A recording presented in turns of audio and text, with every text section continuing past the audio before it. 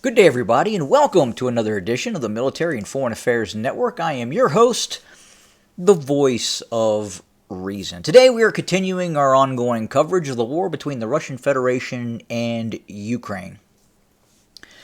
Now, as we continue to watch the conflict, I'm sure many of you remember back when the Russians initiated the mobilization efforts, where it started drafting young service members into the military of the Russian Federation.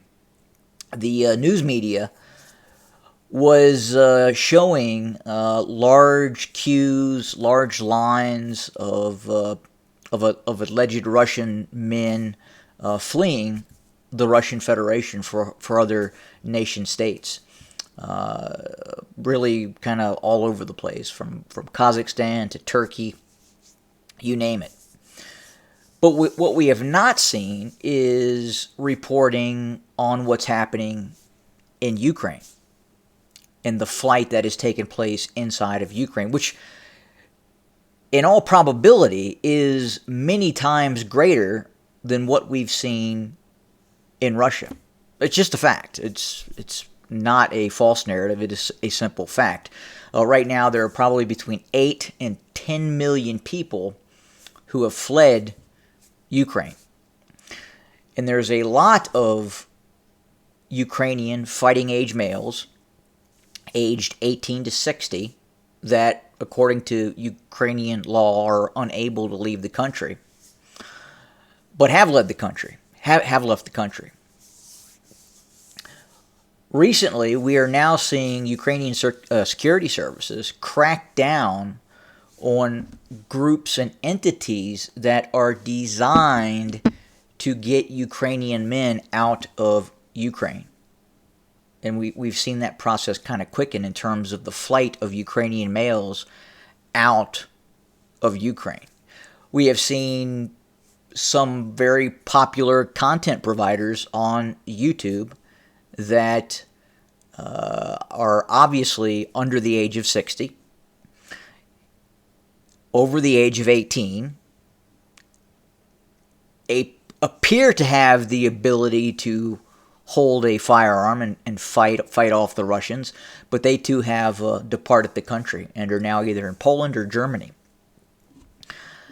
And again, those content providers are talking about this entity that is the Russian Federation as if they are orcs, as if they are some sort of trans-dimensional alien entity designed to eat the children in Ukraine. But at the same time, they leave, they flee, they get out. I mean, for me, if the United States was invaded by hostile power, I'm probably not operating a YouTube channel. I'm probably, if I'm a fighting age male, if I'm able to fight, I'm fighting the enemy. But you've seen these content providers flee. They've gotten the hell out. You can tell by some of the discussions they have, they hold deep animosity towards the Ukrainian government. They think it is incredibly corrupt. So the question is are many of these Ukrainians simply using the opportunity of war to get out of a very corrupt nation state? And I think that's highly likely and highly probable for many of the people that have gotten out of Ukraine. And again, especially the content providers that are making, in some cases, large sums of money off of YouTube, talking about the conflict, talking about the war, yet they have fled their own country. Very, very interesting. And on top of that, in all probability, illegally have probably fled the country. Look, Ukraine right now, like I said, 18 to 60 years old, you are not leaving the country. You are not allowed to leave. Now, the Ukrainian conscription law, I believe, is 18 to 27. So if you were over 27, and I believe that YouTube content provider is over 27, then he would be exempt from being conscripted. But nonetheless, if you feel your nation is being invaded by a hostile entity, wouldn't you fight? Wouldn't you want to? In some capacity, even if you don't have, as he likes to say, zero military training. Look, it takes about 8 weeks to get military training, and then you are military trained. You can then fight. So the excuse of not having any military experience, really? I don't think so. Not buying that. So again, we are seeing an uptick in the use of the Ukrainian security services in cracking down on men attempting to leave the country. In addition, we're starting to hear reports that the Ukrainians are not having the same volume of volunteers that they had at the onset of the war. So that could be disconcerting for the Ukrainian military leadership. A lot of the personnel that are now being inducted into military service in Ukraine are not wholly volunteers. They don't necessarily want to be there. And at the same time, I do believe there is a certain level of a false bravado, false glory, false narrative that is taking place in terms of the success of the Ukrainian military on the front line. And it doesn't change the fact that even the Russians are having the same sort of difficulties. It is a brutal conflict, and especially with the technology that is being used, with these long-range systems that are now being used by both sides, that death can come very quickly and in mass with some of these very large warheads that are being used, cruise missiles, long-range HIMARS, long-range rockets, drones.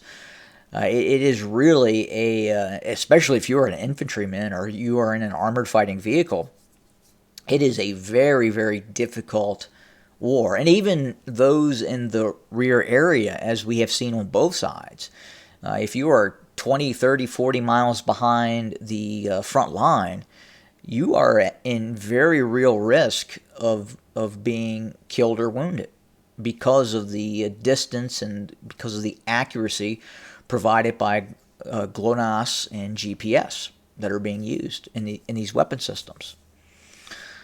So again, we continue to hear about the Ukrainian authorities really cracking down on vast networks designed to get men, fighting age males, out of the country.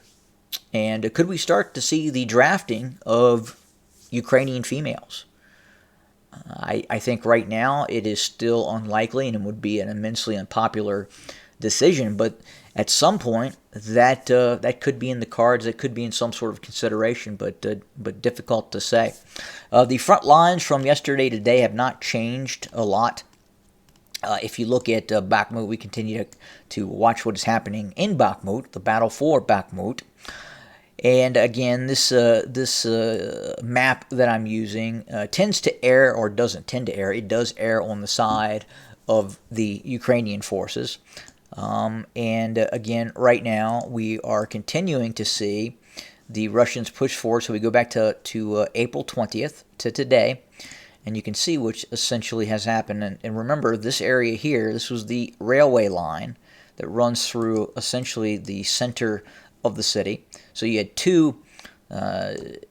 essentially three defensive areas. You had the eastern side of the city, you had the river that runs through the eastern central side of the city, you have the government quarter, then you have the main railway line that runs through essentially the western side of town. And all four defensive barriers were broken by the Russians. First, entering the city. Secondly, crossing the river that runs through the eastern part of the city, clearing out the government quarter. There were heavy, brutal battles that took place in these areas. And then finally, the crossing of the last line of defense, which was the railway terminal and the railway section that runs through the city, and we'll speed this up where you, the viewer, can see exactly what happened. So that was a and 420, 422. Again, this area was taken.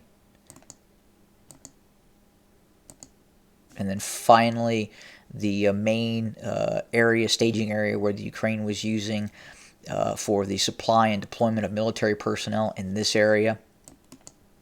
And then that's where we're at today. And in all likelihood, this line has pushed up even more. But given this site errs towards the sides of the Ukrainian forces, we're probably not seeing very accurate information in terms of what the Russians control at this point. I think it's a little bit delayed, so maybe tomorrow or the next day we'll see this change a little bit. So again, we're seeing a lot more of the toning down of the possibility of a Ukrainian counteroffensive. Remember, we were just talking and discussing the prospects of this massive Ukrainian counteroffensive that was going to take place. Just a few days ago, we were talking about a D-Day-like bridgehead across the Dnieper River on the eastern bank or the left bank of the Dnieper River. And we know now that did not happen. There were some special operations by Ukrainian forces that landed, were then attacked by Russian aircraft, heavy artillery, and fled across back towards the eastern bank of the Dnieper River. So there is no major landing taking place. There is no multi-brigade D-Day-like amphibious operation taking place on the left bank or the eastern bank of the Dnieper River. Not happening. It's probably not going to happen. And then ultimately, we could see some sort of a Ukrainian counteroffensive in the south, possibly in the Donbass area, but really difficult to say at this point. It seems that the narrative right now coming out of Kiev, coming out of the West, is starting to temper the expectations for a Ukrainian counteroffensive against the Russians. We continue to see the Russians mobilize its forces. Right now, estimates are about 20 to 25,000 Russians are being inducted into service every month. So essentially, about 2 Russian divisions worth of personnel are being inducted into service every month. Now, is that the creation of 2 Russian combat divisions every month? No, it's not. Obviously, they're being used as replacements. They're being used to create brigades. They're being used to create new units. They're being used to reconstitute other units as well. But nonetheless, we're probably seeing now we're starting to see the Russians outpace in its mobilization efforts the Ukrainian mobilization efforts. Remember, early in the campaign, earlier in the war, we saw the Ukrainians get a jump start on the Russians in terms of its mobilization efforts, in terms of the size and the scope that it rapidly expanded its armed forces. But now we're starting to see the Russian military industrial complex kind of kick up a notch and start to now outpace what we're seeing inside of Ukraine, especially in terms of manpower. And additionally, the production of armaments. Much of what the Ukrainians are using is now coming from U.S. drawdown stockpiles. That means that essentially the United States Army, the United States Marine Corps, is handing over existing stockpiles designed by the United States to be used against a near-peer threat, China, Russia, what have you, and are being handed over to the Ukrainians. Now, that's a big concern here in the United States because obviously if a war breaks out, say between the United States and China, where does that leave U.S. stockpiles that have not been brought up to capacity from what they're looking like prior to the Ukrainian-Russian war? Big concern. And we're not seeing the ramping up of large companies to produce some of this weapon and munitions that are needed for the United States to hand over to the Ukrainians, and at the same time keep up its existing stockpiles to fight a major conventional war. Again, a lot of what the United States is sending to the Ukraine is what the United States would use in a major conventional war, and those munitions are not going to be there. And those are companies like, I believe it's Day and Zimmerman, I believe, big munitions company. So you have the actual production of munitions, and you have the arms manufacturer like Lockheed Martin, Boeing, what have you. But the biggest concern is the ammunition for a lot of these systems, especially 155 millimeter rounds, which are being used on a massive scale in Ukraine. And these other smaller companies, well, not really small. Day and Zimmerman's a big company. But again, they produce the ammunition for these 155 millimeter artillery pieces. So we're going to continue to watch what's happening on the ground. We'll continue to report. Thank you for joining us today. More to come very, very soon. Have a good day.